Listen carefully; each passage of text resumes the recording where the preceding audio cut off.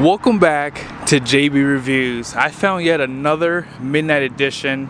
This truck does have the gas engine, and I don't know if you guys can tell, it also has a long bed.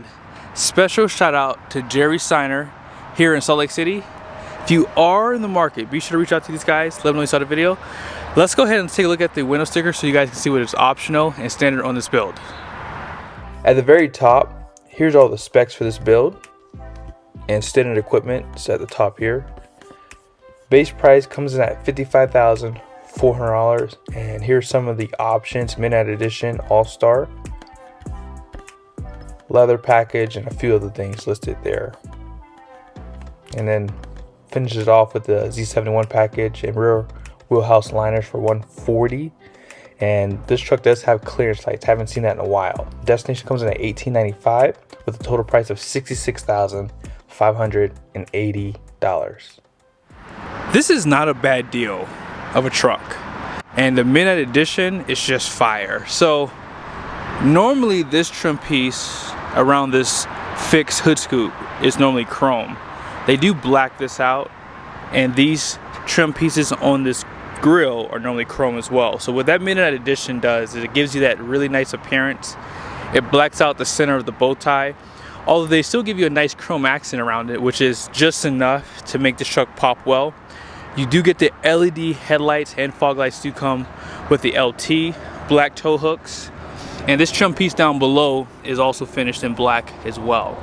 If it were me, I would do a PPF on the front of this truck 100%. And yeah, when you add it all up together, this is probably one of the best trucks for 2024 with the midnight edition. And at just under $67,000, it's a perfect price point too in the days that we live in today. You do have a camera up front with a sprayer. There is an option to have 20-inch wheels and 22s. And if you do get an upgraded wheel, they do give you the black lug nuts as well. This 18, however, is wrapped in a Michelin tire, LTX AT2s. And then here's some of the capacities right here. 3,640 pounds and 1,650 kilograms, 80 PSI. And then here's the tire size, LT 275 70/18. Independent front suspension. This one does have the Z71, so it's gonna have the Rancho shocks. Tubular styled running boards. I think I would have added the high clearance steps personally, but I do like to paint around the mirrors. And then here's some of your badging on the sides. Z71 is blacked out. Not sure if I showed it to you, but up here they black out that Z71 badge too. Painted door handles, black out the 3500 HT badge there. 36-gallon fuel tank. They do provide the steps on the side of the bed. I will say, I really hope that GM does add a larger fuel tank, even if it's an option for the long beds. Like, that would be very much needed for these trucks. When you get the 1 ton, you get those overloads, 5 liters in the main pack. I do love the wheelhouse liner too. Not a lot of money for that too, by the way. Steps out back with the painted bumpers and blackout emblems. And I'm seeing more of these trucks added with the multi-flex tailgate too. People really like this tailgate. I'm not a huge fan of it. 5th wheel prep package. You have your 4 and 7 pin. Bed lights, which are optional. There is a camera above too. 120 volt plug. And down below, this one does have the camera inputs for your trailer. 7 pin. Parking sensors. Class 5 receiving hitch. 373 rear. 11.5 inch rain gear. I'm hoping to see more of these trucks in different colors for the sport appearance package when you start seeing those come in, but midnight only comes in black.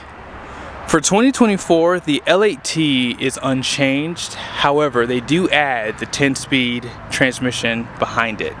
401 horsepower, 464 pound-feet of torque, still direct injection. And I own this truck. So normally when you're driving, mixed driving, I would say highway and city, you're gonna get anywhere between 12 and 13 and a half. On the highway, if you're just doing highway driving, you could probably get about 14 to 16 mpgs. I find that this truck is easier to drive than a diesel. And let's go ahead and talk about that for a second. Why are people really starting to jump to the gas engine when the diesel options are so much more powerful and efficient? Staying with the GM trucks, I think that the Allison transmission is probably why a lot of people are going to start taking the gas option more seriously. Now, one thing I've always noted back in the day was I feel like you always needed like one more gear with the 6-speed. Maybe not more than that. I think maybe they could have got away with a 7-speed transmission, but hey, if you have a 10-speed already available, why not just put that transmission behind both offerings, diesel and gas? So with them adding the addition of that 10-speed, I think you're going to see a lot more people ordering their trucks with that option, because Allison transmission, even though it's a stamped approved one, as some people will say in the comment section, it is a more reliable option. And it also gives you shorter steps when it comes down, you know, to towing. So if you're going up a grade or if you need to accelerate, the steps are a little bit shorter, which gives you more of that power that you need to get that trailer going, right? So another issue I think a lot of people are having with the diesel is you're not allowed to delete them anymore. There was a time back probably what 2-3 years ago where there's a lot of people saying that shops are getting fined for deleting trucks. So with that being said, it's basically illegal. And where I live at in Utah, you can't delete your truck in certain counties because when you go to emissions, they say that you have to have that equipment on your truck. So a lot of people are thinking in their heads, well, a lot of the issues these trucks are having are due to the emission stuff. And what's so frustrating about it is the reason why these trucks have emission things, I'm talking about the diesels, is because people don't want to see black smoke coming out of a truck because they think that is unhealthy or bad for the environment. Listen, we all do things that aren't good for the environment. And a lot of people who actually buy these trucks are getting affected by it, whereas a lot of other people who don't drive them or buy them don't have to worry about it. They just feel better about themselves. So with that being said, in my humble opinion, a lot of people are going to start going towards the gas engine because one, it's cheaper. Number two, it's a little bit cheaper to keep up with throughout the year, because if you do a lot of driving, obviously the oil changes are going to be a little bit more expensive because these trucks do take more oil. And number two, you have fuel filters you have to replace. And DEF, although it's not really expensive, the cost of DEF has gone up just like everything else has. And who knows why DEF got more expensive. I mean, it's basically cow piss if you really want to be technical about it. So I say all that to say this. Gas engines are a lot more popular and they get the job done just like the diesels do. You're not going to get there as fast, you're not going to get there as efficient, but you're going to get there just as quick as a diesel option. So I don't know. I personally think that the government should not restrict people from being able to delete their trucks. I think that is definitely, that should be illegal personally. And I think that we should probably fight that, because it's my truck. I should be able to replace this stuff if I don't want to, especially if, you know, if you do hot shot or if you use your truck for work and for some reason your DPF needs to be replaced and it's on a back order where you can't get one for a few months, or your DEF tank is having issues and there's a sensor that needs to be replaced and the dealership doesn't have one, so now you can't drive your truck. I mean, that affects people's livelihoods. And when you consider the fact that your DPF, when it gets filled with soot, it has to use so much diesel to dump in there to heat up to clean it, that it's really not that much better for the environment, because you're using so much more fuel to keep that clean if you don't do a lot of highway driving or a lot of towing, that it's almost rendered useless. So if you take all this stuff off your truck, you can probably see anywhere between 2 to 5 mpg improvement without the emission stuff, depending on how you drive your truck. So I think personally there's more to it than we're seeing, and I think that people should start probably stepping up and maybe fighting it. So let's go ahead and check out the payload for this truck. I did a video on a pretty similar build, so if you want to go back and watch that video, I'll put it at the end of this one. That way you can kind of get a better view of the interior, but I showed you pretty much everything I normally would. I just didn't talk you through it, basically.